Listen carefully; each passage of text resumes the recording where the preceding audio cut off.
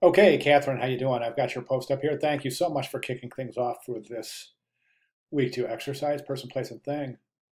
Uh, you know, there's something you say in your writing I think that we need to address, and you're saying that you're not too happy. You believe you saturated the image too much. So basically, you're saying you oversaturated the image in hopes of distracting from conflicting light sources. This is a really super relevant point, and one that I really need to address before we even take a look at the image itself. What you're saying here is that you're trying to compensate for images that aren't necessarily compatible in terms of their light source. And that is one of the main considerations, if not the main consideration in image compositing is considering the light source. In a perfect world, our images we use for composite have identical light sources, and that's what we look for while compositing images. If you have an image where the light source is coming from the left and you try to composite it with an image with a light source coming from the right, it's never going to work unless you flip one of the images to make those light sources consistent. Conversely, if you have one image of a light source that comes directly from above the subject and another that comes from the right of the subject, there's really no way that you can composite those together in a believable way, indicating consistent light sources. So thanks for including that. That's very important. Now let's go ahead and jump to the work. I've got your work up right here.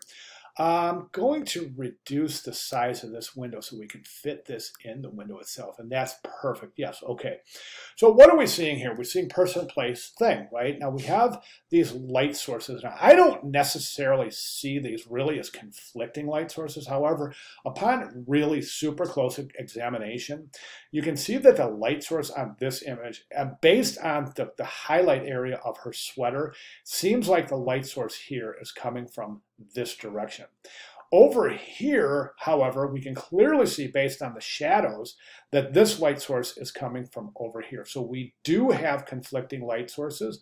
I don't see that as so much of as a problem here, though. I really don't think the light source here is so subtle and there's nothing that's projecting a shadow here. I think you're okay. So we've got place, the background, we've got the thing, the flowers, and the person, all right? Now, I think this could be a little more effective in terms of a believable composite.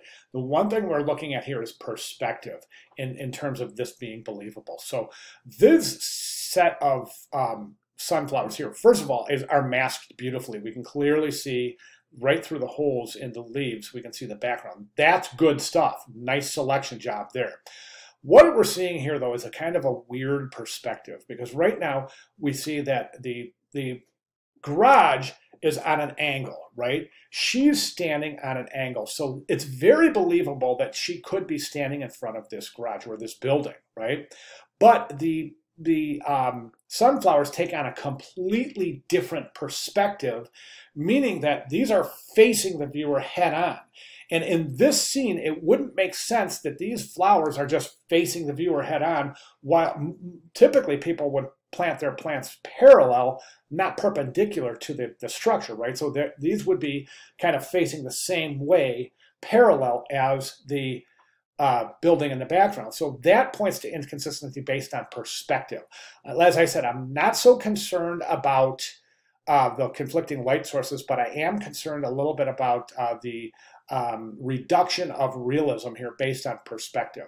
So you can do one of two things here. You can either find a different image for the foreground, maybe it's a different image of flowers, something that is more consistent with the perspective of the background building, or you can transform this and you can create some transformation techniques, skew and perspective, to try to make this match the perspective of the background. Either one is perfectly feasible. If you have any questions, please let me know, or if I can clarify anything, please let me know. But I would like to see that perspective issue addressed in your final submission. All right, great job on your exercise. Thanks so much for sharing. And again, if you have any questions, comments, concerns, or clarifications, please don't hesitate to let me know. All right, great job. Thank you very much.